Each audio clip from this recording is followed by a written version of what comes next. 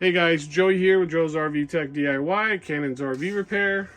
So we're changing out a CO2 propane detector today.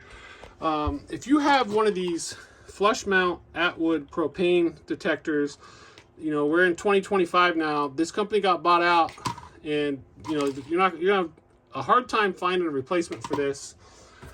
But if you want a flush mount one, this is what we use. RV safe.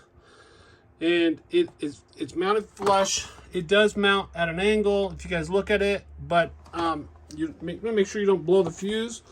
The part number on this is RVCOLP-2B. It's a little pricey, but it's worth it because it comes with several different mount kits. You can mount it and replace this Atwood one. You can also replace your long rectangular style ones as well. And if you blow the fuse on some of these old Atwoods and you have like a Georgetown or a Forrest River Rv, I'm going to show you the location of the fuse.